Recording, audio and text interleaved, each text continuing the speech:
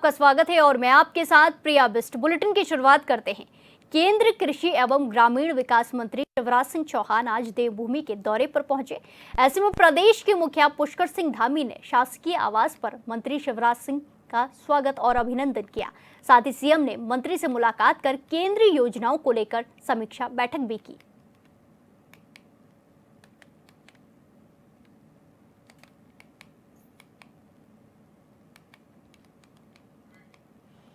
ये तस्वीरें आपको दिखाई जा रही हैं जहां केंद्रीय योजनाओं को लेकर मुख्यमंत्री पुष्कर सिंह धामी और शिवराज सिंह चौहान की बैठक हुई है। कई अहम मुद्दों को लेकर चर्चा की गई। मंत्री शिवराज सिंह चौहान उत्तराखंड के दौरे पर पहुंचे, जहां सीएम पुष्कर सिंह धामी ने उनका स्वागत किया, अभिनंदन किया। इसी के साथ दोनों की बैठक हुई और बैठकों में कई अहम मुद्दों को लेकर चर्चा की गई। केंद्रीय योजनाओं को लेकर समीक्षा बैठक की गई। खबर पर ज्यादा जानकारी के साथ जुड़ेंगे संवाददाता योगेश आर्य से। योगेश, जिस तरीके से मंत्री शिवराज सिंह चौहान उत्तराखंड के दौरे पर रहे हैं और सीएम पुष्कर सिंह धामी के साथ बैठक की गई, कई अहम मुद्दों पर बातें की गई, क्या कुछ वो मुद्दे रहे? देखिए प्रिया, बिल्कुल जिस तरह से केंद्रीय कृषि मंत्री और कृषक कल्याण तथा ग्रामीण विकास मंत्री शिवराज सिंह चौहान उत्तराखंड पहुंचे और उनका मुख्यमंत्री पुष्कर सिंह धामी ने जो है पुष्पगेट कर जो है स्वागत किया। इसके बाद वे सीधा मुख्यमंत्री आवास पर रवाना हुए, जहां पर कृषि और ग्रामीण विकास के केंद्रीय योजनाओं के चलते जो है समीक्षा बैठक की गई। वहां पर जो है तमाम समीक्षाएं बैठक में जो है जो कृषि योजनाएं हैं उन पर जो है बातचीत की गई है। इसके साथ साथ ये जानकारी हासिल की है केंद्रीय मंत्री ने कि कितनी जो योजनाएं हैं कृषि से क्षेत्र से जुड़ी उन पर कितना क्रियान्वयन हो रहा है, धरातल पर कितनी योजनाओं को उतारा जा रहा है, कितने कृषि क्षेत्र से जुड़े किसानों को लाभ मिल पाया है। इसके साथ ही जिस तरह से हाल फिलहाल में जो है कि जो योजनाएं हैं उन पर कितना काम हुआ है। इसके साथ ही अगर देखा जाए तो क्योंकि कृषि नीति में भी बदलाव हुआ था तो उसकी भी जानकारी उन्होंने ली है कि आखिरकार उसके बाद कितने जो किसान हैं वो लाभ मिल पा रहा है और आने वाली जो योजनाएं जो बनाई जा रही हैं उनको किस तरह से धरातल उतारना है, उनको कैसे जो है जन जन तक पहुंचाना है, उसके लिए तमाम जो बैठक में समीक्षा की गई है और साथ ही साथ जो है आगे की जानकारी दी गई है। जी बिल्कुल योगेश, जिस तरीके से मंत्री शिवराज सिंह चौहान देवभूमि पहुंचे, ऐसे में उनके क्या कुछ कार्यक्रम आगे देवभूमि में रहने वाले हैं? देखिए फिलहाल समीक्षा बैठक जो है वो चल रही है। समीक्षा बैठक में जो है कई बिंदुओं पर जो है वहाँ पर वार्ता चल रही है। वहाँ पर मुख्यमंत्री पुष्कर सिंह धामी मौजूद हैं। इसके अलावा जो है कृषि मंत्री गणेश जोशी वहाँ पर मौजूद हैं, आला अधिकारी वहाँ पर मौजूद हैं। और समीक्षा बैठक के बाद जो है उनका आगे का कार्यक्रम किस तरह से रहता है ये देखने वाली बात होगी, क्योंकि फिलहाल जो है वो आज समीक्षा बैठक करने पहुंचे थे। क्या अन्य जो है कहीं जो है आपातकालीन कोई जो है एकदम कार्यक्रम बनता है वो देखने वाली बात होगी। फिलहाल जिस तरह समीक्षा बैठक चल रही है उसमें तमाम बिंदुओं पर जो है कहीं ना कहीं चर्चा हो रही है कि जो कल्याणकारी योजनाएं जो है सरकार चलाती है उनका क्रियान्वयन कैसे हो रहा है। जी बिल्कुल, धन्यवाद योगेश हमारे साथ जानकारी साझा करने के लिए। उत्तराखंड के राज्यपाल लेफ्टिनेंट जनरल गुरमीत सिंह केदारनाथ धाम पहुंचे, जहां उन्होंने भगवान केदारनाथ के दर्शन किए। इस अवसर पर उन्होंने मंदिर में विशेष रुद्राभिषेक कर पूजा अर्चना की। साथ ही संपूर्ण विश्व, मानवता और उत्तराखंड के सतत विकास के लिए बाबा केदार से आशीर्वाद लिया। वहीं मौके पर जिलाधिकारी और पुलिस अधीक्षक ने राज्यपाल का भव्य स्वागत किया।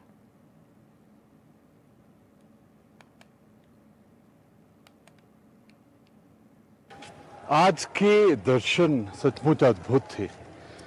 आज अवसर मिला कि पूरी मानवता के लिए, हर भारतीय के लिए, हर उत्तराखंडी के लिए पूजा और अर्चना की। यहाँ पर आने से जो दिव्यता, भव्यता का अनुभव होता है वो अपने आप से अलग है। यहाँ का ज्ञान, यहाँ का चमत्कार सब जगह से अलग है। आज प्रभु शिव जी केदार बाबा के सचमुच साक्षात दर्शन हुए और सबसे बड़ी खुशी क्या है, हर एक श्रद्धालु, हर एक तीर्थ यात्रा आए हुए भक्तगण, उनके अंदर एक बिल्कुल उत्साह था। आज मैंने एक चीज और नोटिस किया कि हमारे जितने भी कर्मी हैं, जितने भी पुजारी हैं, उनके अंदर में एक अलग भाव है। वो हर आने वाले को भगवान का ही रूप मानकर। उत्तराखंड के राज्यपाल लेफ्टिनेंट जनरल श्री गुरमीत सिंह बद्रीनाथ धाम पहुंचे, जहां उन्होंने भगवान बद्री विशाल के दर्शन किए। उन्होंने श्री बद्रीनाथ मंदिर में विशेष पूजा अर्चना कर देश और प्रदेश की सुख, समृद्धि और खुशहाली के लिए प्रार्थना की।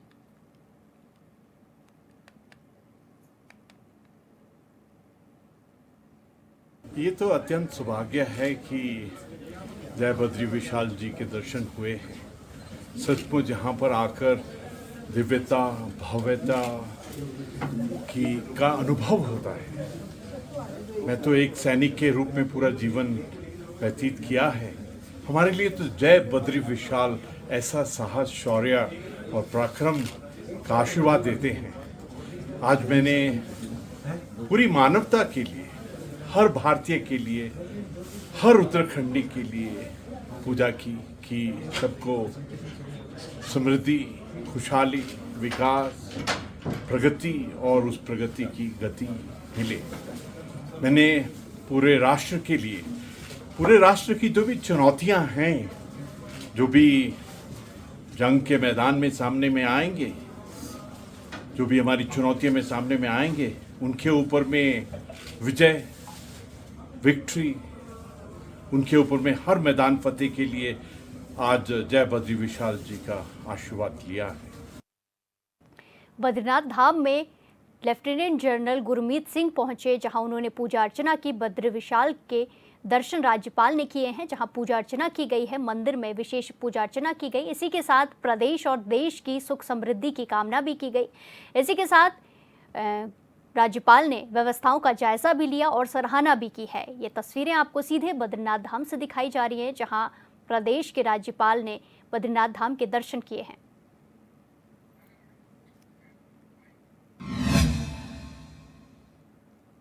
इसी के साथ खबरों में आगे बढ़ते हैं। चार धाम यात्रा में लगातार देश विदेश से श्रद्धालुओं का आगमन हो रहा है। वहीं श्रद्धालुओं को सुरक्षित, सुगम और सरल तरीके से दर्शन कराए जाने के लिए टोकन व्यवस्था है।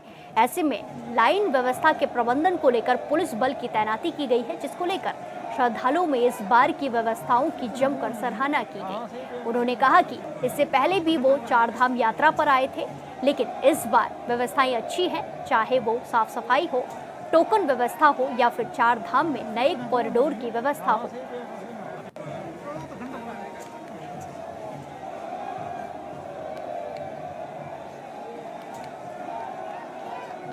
मैं मुंबई से आया हूँ। मैं 30 तारीख को केदारनाथ गया था। मैं दर्शन तो बहुत बढ़िया हुए। हम लोग ओपनिंग सेरेमनी में अकेला ही गया था, मैं सोलो था। ओपनिंग सेरेमनी में गया था मैं, बहुत बढ़िया से 1 घंटे में तो मुझे दर्शन हो गए। वहाँ की व्यवस्था बहुत अच्छी है। साफ़ सफाई, रास्ते में जहाँ देखो साफ़ सफाई, खाने की कोई चीज़ की कमी नहीं, पानी की कमी नहीं है, कोई चीज़ की कमी नहीं है। वहाँ पर बहुत बढ़िया है। वहाँ का एटमॉस्फेयर इतना बढ़िया है, ऐसे लगते हैं हेवन में आ गए हम लोग। मेरा नाम अनुभव भाकुनी है, मैं गाजियाबाद से आया हूँ। मैं केदारनाथ आज 5वीं बार आया हूँ मेरे 2 बड़े भाइयों के साथ। हर बार तो मेरे को दर्शन बहुत अच्छी तरीके से होते थे, लेकिन इस बार जो यहाँ व्यवस्था थी और ये जो नया कॉरिडोर इस बार बनाया गया है, ये काफ़ी अच्छा लगा मुझे। और जो दर्शन है वो तो हर बार की तरह बेहतरीन हुए मुझे। और जितने भी यहाँ व्यवस्था है, ये भंडारे की, ये सब कुछ जो पुलिस प्रशासन है, सब कुछ बहुत ही बेहतरीन हुआ है। मैं आशा करता हूँ आप सब भी 2025 में केदारनाथ धाम की यात्रा करेंगे और यहाँ पर रहने से लेके खाने पीने की सभी व्यवस्था बहुत अच्छी है। तो आप सब भी यहाँ पर आइए 2025 में। जय श्री केदार। जय श्री केदार। मैं आकाश गुप्ता गाजियाबाद से आया हूँ और ये मैं 15वीं बार केदारनाथ धाम आया हूँ।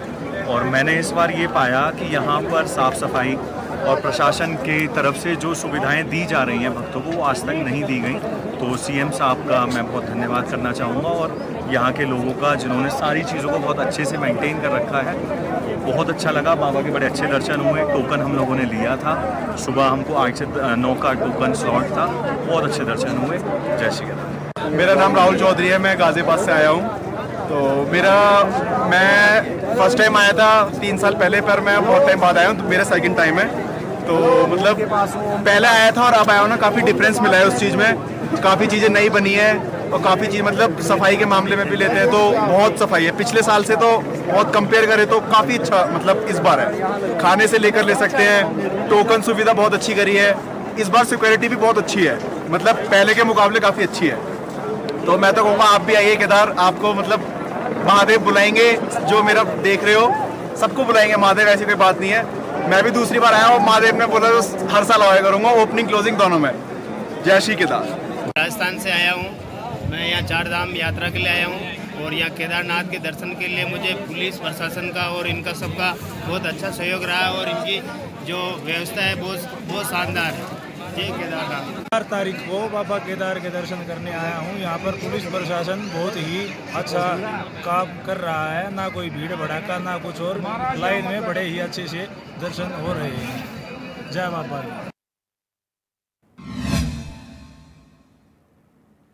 श्री केदारनाथ यात्रा पैदल मार्ग पर बीते देर रात्रि लगभग 8:15 पर सूचना मिली कि 4 श्रद्धालु जो कि केदारनाथ धाम से दर्शन करने के बाद गरुड़ चट्टी के रास्ते वापस जा रहे थे, जो कि रास्ता भटक गए हैं। मिली जानकारी के अनुसार गरुड़ चट्टी से लगभग 4 किलोमीटर नीचे जयपुर राजस्थान के अखिलेश चौधरी, सुगन चौधरी, विकास चौधरी, विश्वास चौधरी, ये चारों लोग नदी के दूसरी तरफ फंस गए थे और वो चलने में असमर्थ हो गए थे, जिसमें से एक का स्वास्थ्य भी खराब हो गया। सूचना मिलते ही एसडीआरएफ के उप निरीक्षक जितेंद्र सिंह के नेतृत्व में रेस्क्यू टीम तत्काल घटनास्थल पर पहुंची और चारों व्यक्तियों को सकुशल रेस्क्यू कर सुरक्षित निकाला गया।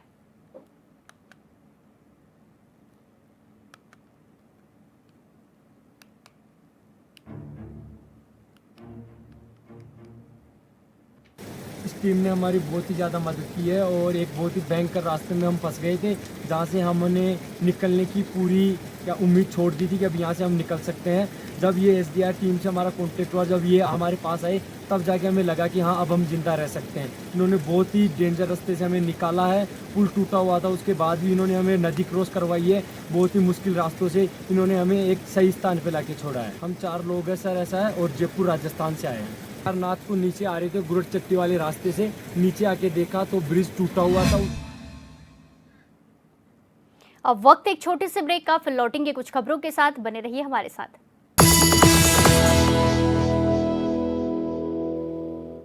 ब्रेक के बाद एक बार फिर से आपका स्वागत है। रुक करेंगे खबरों का। देश भर में वन नेशन वन इलेक्शन का मुद्दा छाया हुआ है।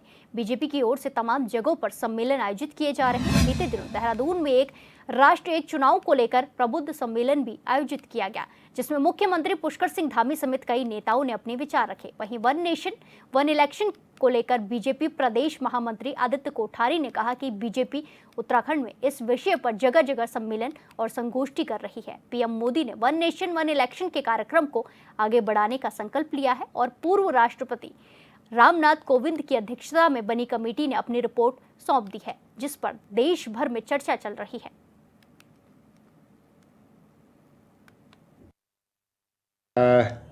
वन नेशन वन इलेक्शन को लेकर के पूरे देश भर में और भारतीय जनता पार्टी उत्तराखंड के विभिन्न स्थानों पर गोष्ठियाँ सेमिनार का आयोजन कर रही है।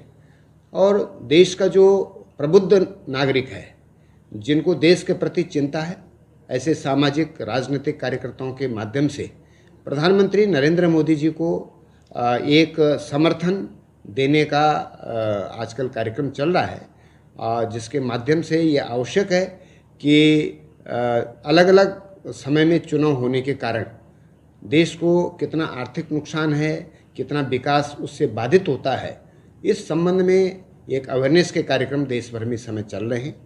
और जैसा प्रधानमंत्री आदरणीय नरेंद्र मोदी जी ने एक संकल्प लिया है कि वन नेशन वन इलेक्शन के कार्यक्रम को आगे बढ़ाया जाए। पूर्व राष्ट्रपति महामहिम रामनाथ कोविंद जी की अध्यक्षता में कमेटी बनी, उस कमेटी ने अपनी रिपोर्ट भी दी है। तो उन सब बातों को लेकर इस समय पूरे देश भर में चर्चा चल रही है। इसी के साथ खबरों में आगे बढ़ते हैं। चारों धाम के कपाट खोलने के साथ ही बीकेटीसी के अध्यक्ष और उपाध्यक्ष भी निर्मित हो चुके हैं, जिस पर कांग्रेस ने सवाल खड़े किए हैं। पार्टी के प्रदेश प्रवक्ता शीशपाल सिंह बिष्ट ने कहा कि जनता पूछ रही है कि केदारनाथ में 228 किलो सोना पीतल में बदले जाने पर कोई जांच क्यों नहीं हुई। साथ ही 3 दायित्वधारी और 2 उपाध्यक्ष का होना सरकार पर आर्थिक बोझ डालने का काम करेगा। उन्होंने कहा कि इससे बद्रीनाथ केदारनाथ की व्यवस्था कितनी सुधरेगी, ये आने वाला समय बताएगा।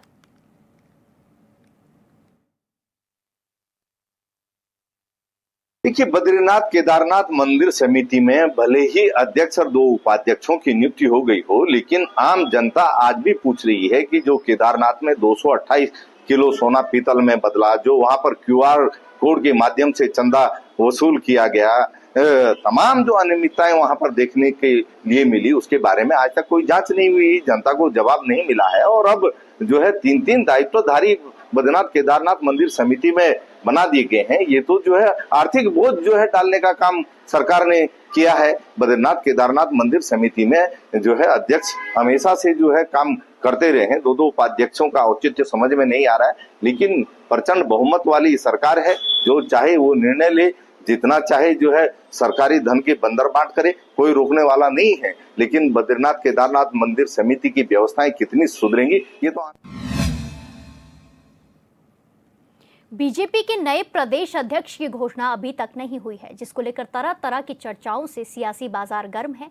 इसको लेकर बीजेपी के प्रदेश महामंत्री आदित्य कोठारी ने बयान देते हुए कहा कि पहलगाम में जो आतंकवादी हमला हुआ है, अभी उस पर सबका ध्यान है। पाकिस्तान को कैसे सबक सिखाया जाए, इसको लेकर हमारे पीएम और सभी दिग्गज नेता समेत सेना रणनीति बनाने में लगे हुए हैं। इसीलिए मुझे लगता है कि कुछ समय के लिए संगठन का चुनाव जैसे जो भी गतिविधियां हैं उन्हें अभी के लिए टाला गया है।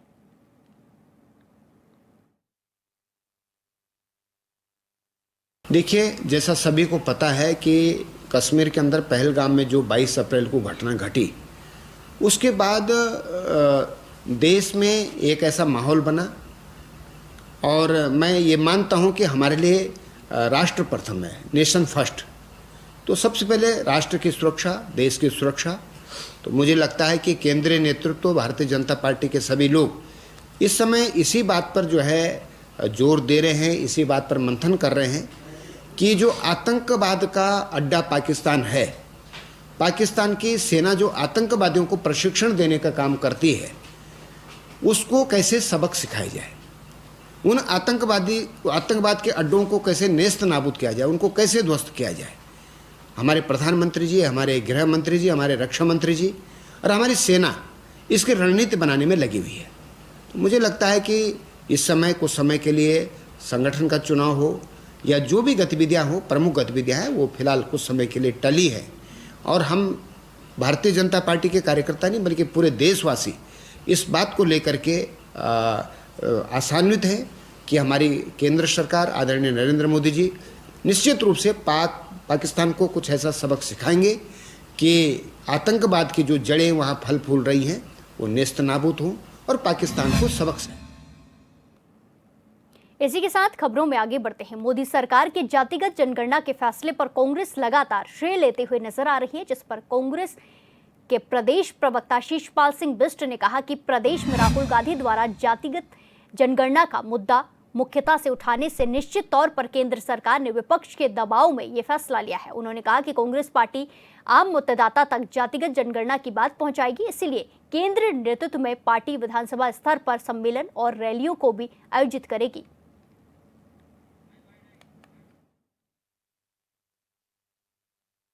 देश में जातिगत जनगणना को लेकर के राहुल गांधी जी ने मुखरता से आवाज उठाई। लोकसभा में भी उन्होंने जो है ये मांग उठाई थी। हमारे राष्ट्रीय अध्यक्ष आदरणीय मल्लिकार्जुन खड़गे जी ने पत्र लिख करके बार बार केंद्र सरकार को जातिगत जनगणना के लिए चेताया था और निश्चित तौर पर विपक्ष के दबाव में केंद्र सरकार जातिगत जनगणना के लिए तैयार हुई है। उसने जातिगत जनगणना का फैसला लिया है और कांग्रेस पार्टी जातिगत जनगणना के विषय को लेकर के आम मतदाता तक अपनी बात को पहुंचाना चाहती है। इसीलिए केंद्रीय नेतृत्व के निर्देश पर विधानसभा स्तर तक कांग्रेस पार्टी सम्मेलन करेगी, रैलियां आयोजित करेगी, जिससे जो है जातिगत जनगणना के अभियान में कांग्रेस का जो महत्व है, कांग्रेस ने जो मुखरता से आवाज उठाई है, राहुल गांधी जी ने जातिगत जनगणना के लिए जो अभियान चलाया वो आम मतदाता तक पहुंचे और इसके लिए दलित सम्मेलन भी कांग्रेस पार्टी आयोजित करेगी और निश्चित तौर पर जो है सरकार की जो जन विरोधी नीतियां हैं उनको भी आम मतदाता तक पहुंचाने का काम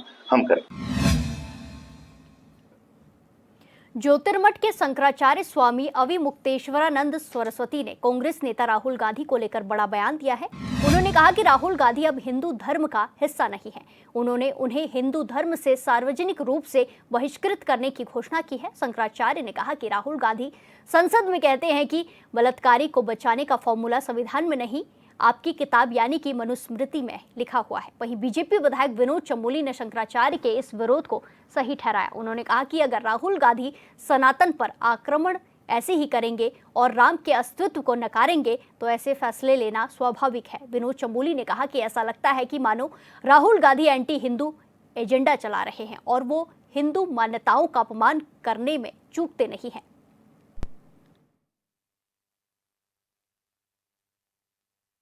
देखिए, शंकराचार्य जी का अपना दृष्टिकोण है और स्वाभाविक बात है कि वो हिंदुओं के धर्मगुरु माने जाते हैं। जब आप सनातन पर आक्रमण करेंगे और राम के अस्तित्व तक को नकारेंगे तो निश्चित तौर पर इस प्रकार के निर्णय लिए जाएंगे। और मेरा ये मानना है कि कहीं ना कहीं राहुल गांधी एक एंटी हिंदू एजेंडा चला रहे हैं और जहाँ पर भी उनसे हो सकता है वो कहीं कहीं हिंदू मान्यताओं का अपमान करने में चूकते नहीं हैं।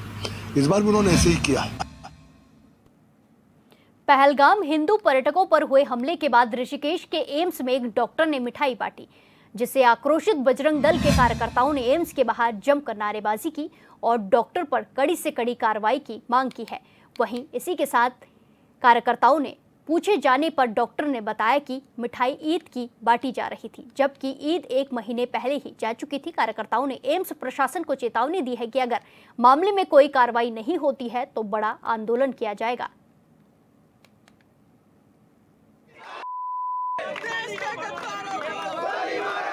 मैं राजेंद्र हिंदू और जहाँ तक उसकी बात है कि हम यहाँ जब सब एकत्रित हुए हैं, इसलिए एकत्रित हुए हैं कि एक डॉक्टर ने यहाँ पर 22 अप्रैल को जब ये पहलगाम की घटना हुई, हम हिंदुओं की नृशंस हत्या हुई, उस दौरान उसने यहाँ मिठाई बांटकर जश्न मनाया। हमें आक्रोश है, खून खोल रहा है कि एक मुस्लिम डॉक्टर ऐसा कैसे कर सकता है। यह डॉक्टर देशद्रोही है और एम्स प्रशासन और हमारा स्थानीय प्रशासन कुछ नहीं कर पा रहा है। हमें इस बात का बेहद अफसोस है, आक्रोश है और इन्हें कार्रवाई करनी पड़ेगी, वरना हम बजरंग दल का एक सिद्धांत है, रोको, टोको और ठोको। अगर नहीं मानेंगे, हम पहले हमने रोका, अब टोका और नहीं मानेगा तो हम ठोकेंगे। और हम छाती तान के कह रहे हैं, सबके सामने कह रहे हैं कि हम ठोकेंगे, नहीं बजाएंगे। इस डॉक्टर को यहाँ से भगा के मानेंगे। ऐसे डॉक्टर को हम यहाँ नहीं रहने देंगे। एम्स प्रशासन पूरे भारतीयों के लिए। इससे पूर्व में भी जो हमारा पहलगांव में हमला हुआ था, उसमें डॉक्टर तंजीम अकरम ने एम्स ऋषिकेश में डॉक्टर तंजीम अकरम है जो कि मिठाई वितरण का कार्यक्रम कर रहे थे। जब पूरा देश शोक मना रहा था तो उस समय जो है तंजीम अकरम के द्वारा मिठाई बांटी जा रही थी। आज से कुछ दिन पूर्व हमने जो है एम्स डायरेक्टर को ज्ञापन भी दिया था मैम को। मैम ने जो है हमें कुछ दिन में कार्रवाई करने का जो है आश्वासन दिया था। आज जो है 1 हफ्ता हो चुका है ज्ञापन को दिए भी, उसमें कोई कार्रवाई नहीं हुई। आज हम एम्स डायरेक्टर मैम से उसके खिलाफ कार्रवाई की मांग करने आए हैं। आज भी उनके खिलाफ कोई कार्रवाई नहीं हुई। आज हमें तहसीलदार के और एसएसआई विनोद कुमार जी के द्वारा आश्वासन दिया गया कि 1 हफ्ते में उसके खिलाफ जो है एक्शन लिया जाएगा, और नहीं लिया जाता तो उग्र आंदोलन होगा और बड़ा आंदोलन होगा। हम उसकी डिग्री कैंसिल करने की मांग कर रहे हैं और उसको यहाँ से बर्खास्त करने की मांग कर रहे हैं। हम जब तक वो उसको यहाँ से निकाला नहीं जाएगा तब तक हम, जब से यहाँ से बर्खास्त नहीं होगा तब तक कंटिन्यू आंदोलन होगा। और जिस स्तर पे हमें जाना पड़ेगा उस स्तर तक हम जाने के लिए तैयार हैं। उसको हम यहाँ से निकाल के छोड़ेंगे, क्योंकि ऐसे देश विरोधी जो लोग हैं, जो इस तरह की मानसिकता रखते हैं, जो देश को बांटने का काम कर रहे हैं, जो हमारे हिंदुओं के जो शहीद होने पे इस तरह की मिठाई वितरण कर रहे हैं, बिल्कुल बर्दाश्त नहीं होगा। अगर इनके खिलाफ सख्त एक्शन नहीं होता है तो उग्र आंदोलन होगा, बड़ा आंदोलन होगा। उत्तराखंड की खबरों में फिलहाल के लिए इतना ही। बाकी तमाम खबरों के लिए देखते रहिए HNN 24/7। नमस्कार।